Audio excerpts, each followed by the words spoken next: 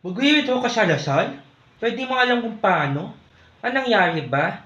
Is nauna yung schedule mo ng pagpapasa ng requirement kaysa dun sa result ng scholarship.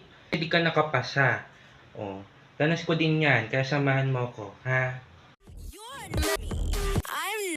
What makes a family? So many ways that we... So, anong ba nagsasearch kayo sa Google? How to withdraw in De La Salle. May makikita kayo doon, withdrawal/dropping. Makikita nyo doon na steps. Yun, manual dropping at online dropping. Tapos, may Animo SYS account. Hindi yun. Wala pa kayong Animo SYS account. Kung hindi pa kayo yung fully enrolled talaga. Basta, yun yung alam ko So, hindi nyo magagawa yon. So, ginawa ko, yun sa experience ko, so, yung ginawa ko, nag-search ulit ako, nilagyan ko, how to withdraw and confirm enrollment in Lasal. Kasi di pa nakapagpasa ng enrollment confirmation slip kasi nagka-problema sa system. In-email na lang, so papaprint ko pa.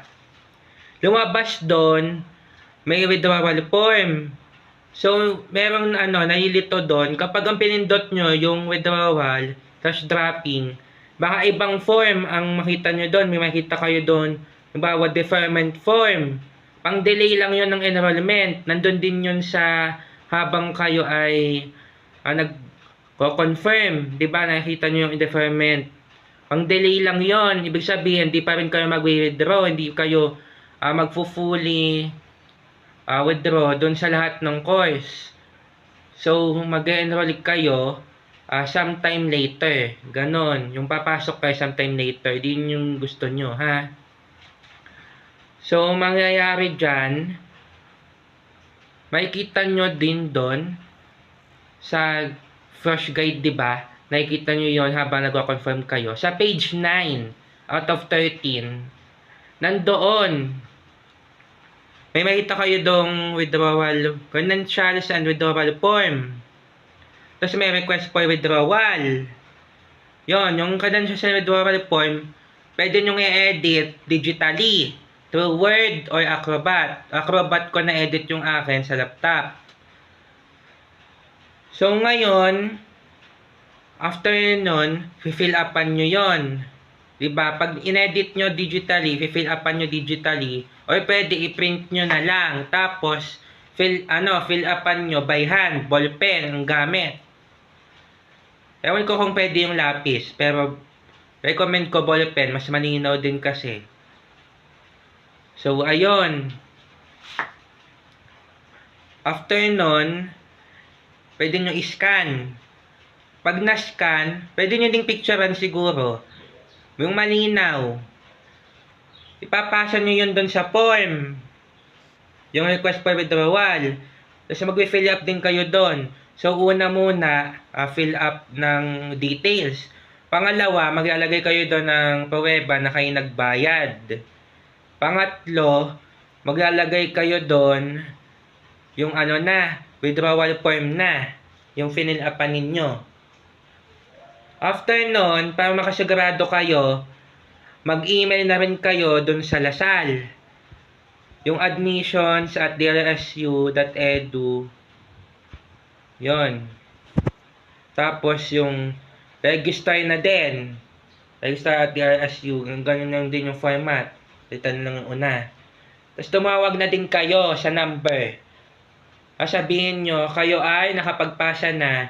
Then, sa third day, yon, siguro, malaki ang chance, mas malaki yung chance na may mapapala kayo kasi tumawag kayo agad kinabukasan.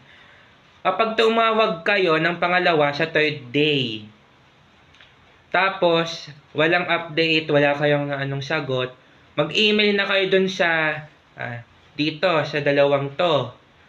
Yan, dun sa dalawang yan, mabilis daw sila mag-reply. Yung akin kasi, mga 5 or 6 days na ba? Basta gano'n. So, lampas 3 days na. Di in-email ko na sila. At tsaka pa lang ako nabigyan ng schedule para makuha ko na yung F138 ko na kailangan ko para mag-enroll sa ibang school. Ngayon, iba yung sa admissions at sa register na makukuha mo. Sa admissions, yung Office of Admissions and Scholarships, may kuha mo doon yung F138 mo, yung card mo, yung may GWA mo na nakalagay, yung sinusulatan ng advisor nyo. Tapos, yung ibang pinasa mo na yung PSA, ganyan. Then, ang makukuha mo sa register ay F137. Ayun. Yung F137, ayun yung hiniling nyo sa school nyo na certified true copy ng inyong grades. So, after mo makuha, tapos ka na. Pwede ka na mag-enroll sa ibang school. Ngayon, kung sa pag-enrollan mong school na iba, kailangan mo ng notarized, pwede ka magpa-notarize doon sa baba ng Vito Cruz Station. Malapit lang sa Lasal yun.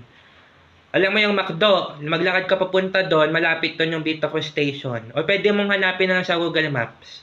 Yan, isang halero yan sila, Notary Public. Pero doon ako doon talaga sa tabing-tabi ng hagdan. Yun, may papintan din doon. So, pwede kaya magpaprint doon. Pwede, paprint muna kayo. After nyo ipaprint, ipanotarize nyo na din doon. Yun. So, sana nakatulong. I hope it help you. Because I have similar experience. Sige. Thank you for watching.